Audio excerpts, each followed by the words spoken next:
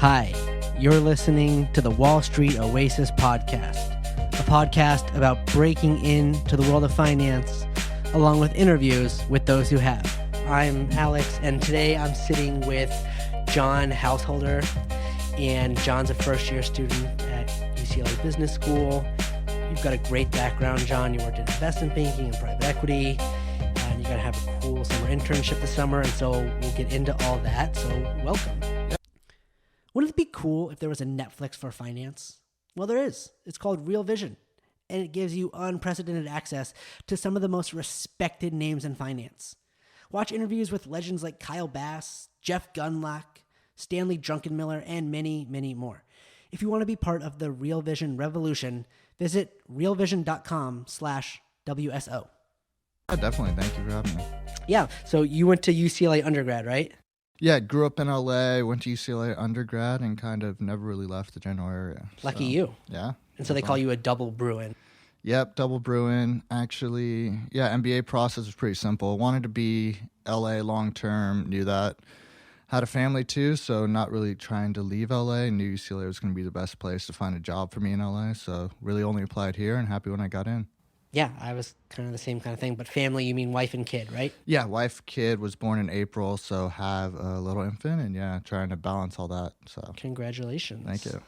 Yeah, that's kind of unique in business school. There aren't a lot. There's plenty of people that are in relationships and plenty of married people. I'm married, but there aren't that many parents, right?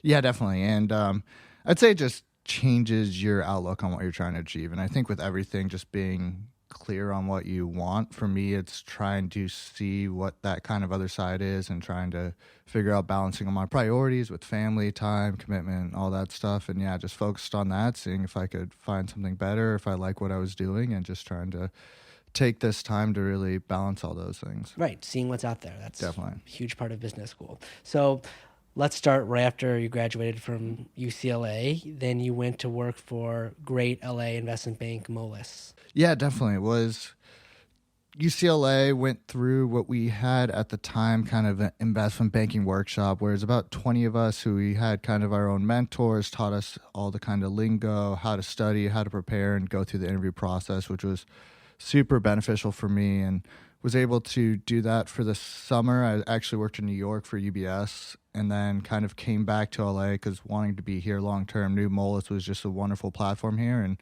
able to lateral there, and really had an amazing 2 years and learned a lot, worked a lot of hours, but definitely a good trade-off for me at the time. Yeah, and were you doing a lot of media deals? Probably about 50% media.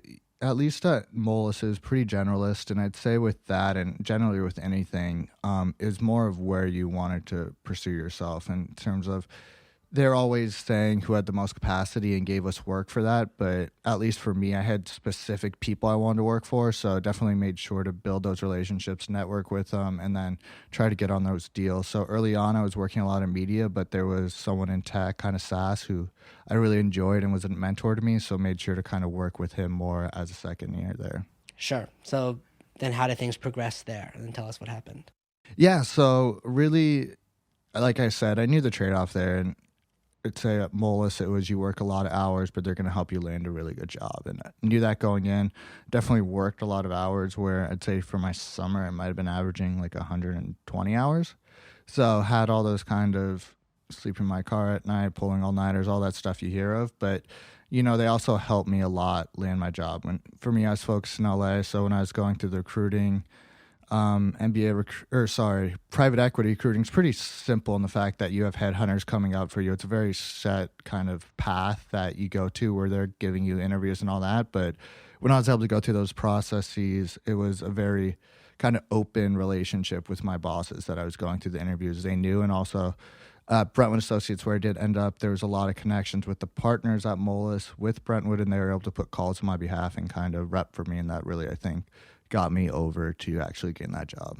So you did the buy side recruiting. Yeah. It's like 6 months into the job, right? Or 8 months. Yeah, the big one kicks off 6 months at least for us, and it always moves a little bit, but you kind of have those massive funds, whether it's like KKR, TPG, LPG, all those, or sorry, not LPG, Leonard Green, kind of go off exact same time. And then from there, some of the smaller funds kind of continuously go on for me. So I think for us, probably half of our analyst class ended up at those kind of more or less mega funds. And then I signed in April. So that might have been like 8 months. So about like a month or two after that. And then a few other people ended up at some of those kind of mezzanine debt funds, whether it's Oaktree had a middle market lending platform or a few others that kind of were a couple of months after me. Right. And for everyone who doesn't quite understand that recruiting process, you start the job, you're there for 6 months, private equity funds come to you, they say, we have this great job, it doesn't start for 18 months, but sign up now, we'll give you all this money, more money than you're making now, less hours than you're working now, all sounds great.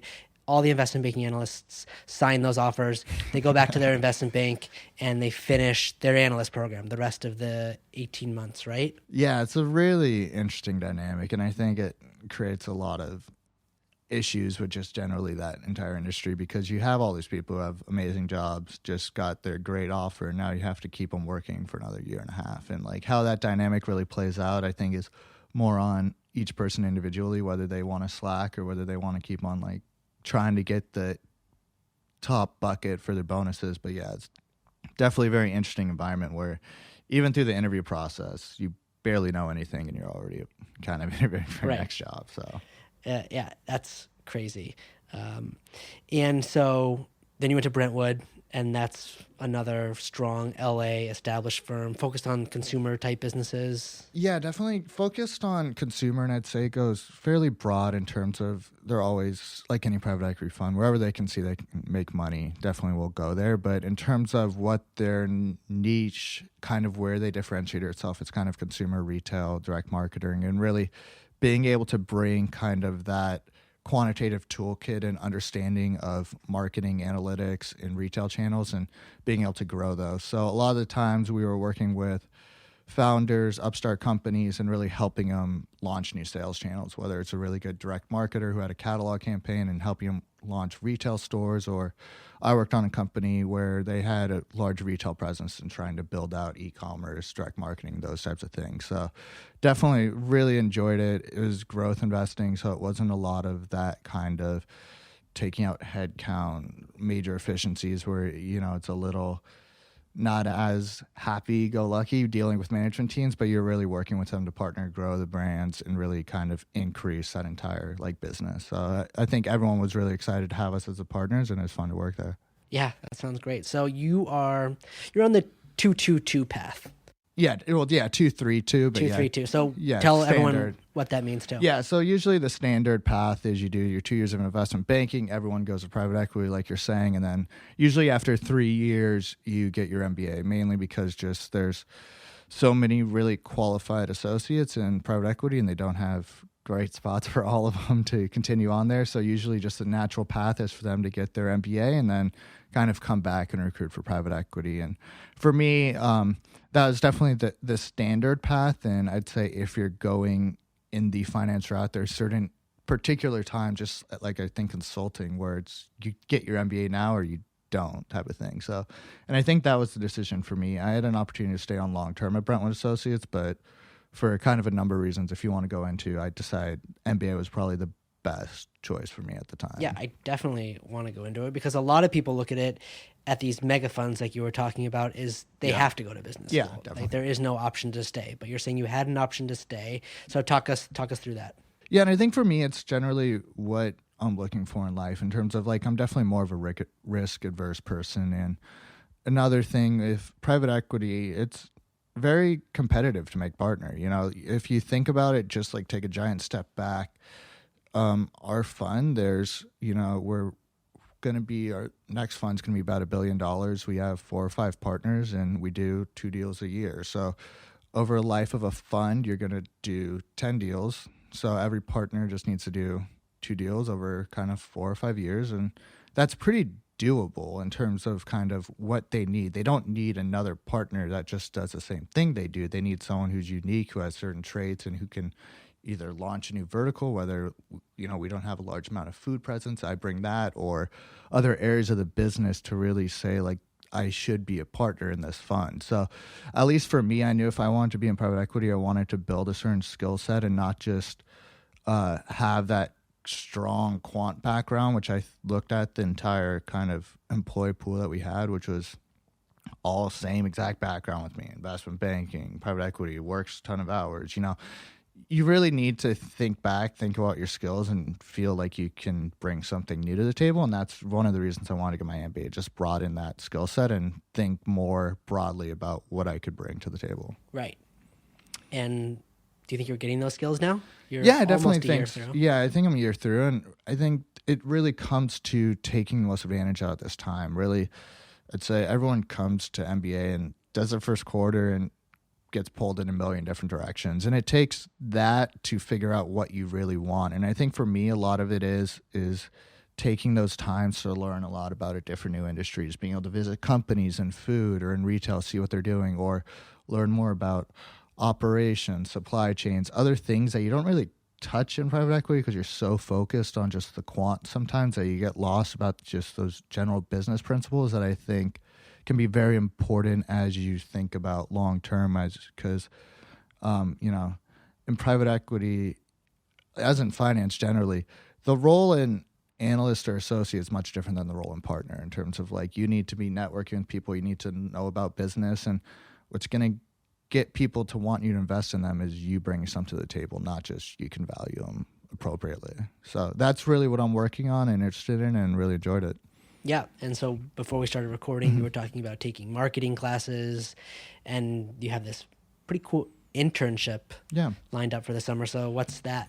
Yeah. So I'm working with Wonderful Company, which is kind of a business that owns a lot of different consumer brands, whether it's Fiji Waters, Justin Wines, Wonderful Pistachios, and a few other brands, and working in their internal strategy group. So it's kind of taking a little bit of what I did at Brentwood, since we were growth investing, helping companies grow and solve those challenges, but doing it more full time with not just a kind of quant focus, but more of that strategy focus, because a lot of the people there are kind of ex-Bain, BCG, McKinsey folks. So being able to work under them and talk through and work on an 8-week project, whether thinking someone worked previously working on Fiji Waters' international strategy of going to different countries, or working on pricing strategy for a new kind of product for them, and thinking through those types of challenges is going to be interesting for me, kind of broaden, again, that toolkit and understanding of how business works. Absolutely. And also going very deep on one particular. Yeah, definitely.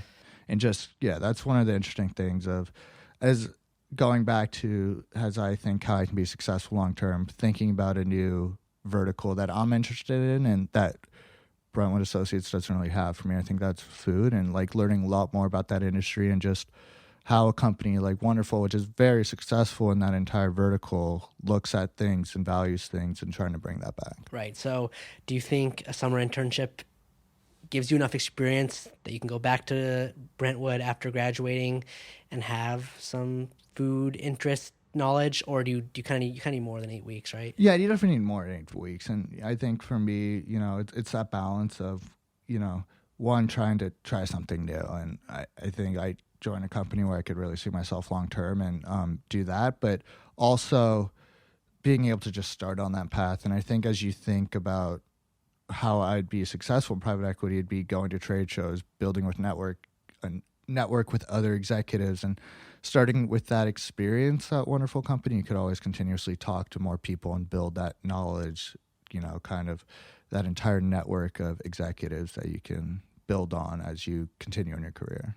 So it sounds like everything is just going directly according to plan here. Yeah, definitely. It's interesting. It's definitely according to plan in terms of probably how I looked at myself, when I came in. I'm definitely excited about that, and really I think that's a testament to the kind of program at Anderson of, having all the things you need to be successful. But I'd say also the interesting thing is you learn a lot about the different things out there. And at least for me, which I feel like it's a pretty natural reaction, there's always the grass is greener of there's some awesome job with awesome hours and awesome pay. And I think this process has enlightened to me a little bit that those options aren't as numerous as you think, and being able to be a little bit more thoughtful about where you want and being able to take a step back and see what's really out there to focus more on what you want to do long term, and also have a better understanding of what's out there and what you could possibly be doing has been really valuable for me as I kind of take that next step and focus on what I want to do long term and kind of eliminate a little bit of the noise out there. Absolutely. That all sounds like great reasons for coming to business school, and it sounds like everything's going just great. Yeah, definitely happy. Have you been involved in social stuff, or has it kind of just been pretty like formulaic, like come get these internships and then go home to your family? Yeah, for me, I'm trying to figure out the social stuff. It's definitely much harder, as you imagine, with a kid. And probably I eliminate a lot of the nighttime activities just because my kid falls asleep at 8. But, there's definitely a lot of daytime stuff, whether it's weekends, going to the beach, we have Anderson afternoons where kind of everyone hangs out and drinks and, has a happy hour here on campus. And probably I hang out at those things much more than kind of the late night. And that's really where I've built the social, just because like I have a kid, I'm a different point in my life. Yeah, so absolutely. I'm not going to be the one at the bar till 2 or 3 type of thing. But yeah, I've definitely been enjoying it, making friends and, having those kind of standard experiences, a little probably tamed down than the normal person. Sure. So this has been great. I'll get you out of here on this. What's your favorite part of business school so far? Yeah, I think my favorite part of business school has just been the classes and just getting to know a lot of different people. Coming from investment banking, private equity, you're sitting with all investment bankers, all quantitative people, all same exact framework, and having that opportunity to talk with people in marketing, consulting, tech, and all those different things and seeing how they think about stuff, how they solve problems, I think really opens up your mindset with how people work, and also being able to just think through what they're doing and what you can bring to the table. Because if you sit in the room with just all the same people as you kind of get a little narrowed on your focus and just what the right way is, and focused on what the most important things are, which could be drastically wrong when you think about interfacing with the business. And those types of just interactions, group projects, classes have been definitely really interesting to me. They kind of brought in my just mindset on everything. Yeah. Well, I think we got a title for the podcast, How to Get Broad with John. Yeah, I'd like it. Yeah. So thanks so much for coming on. This was great. Appreciate it. I really enjoyed speaking with you. All right. Nice. Thanks, John. And thank you for listening. If you like listening to this, you should subscribe. You can find it on iTunes. You can find it at wallstreetoasis.com. We have more podcasts coming for you. They're all free. We'll be back soon with another great guest. See you then.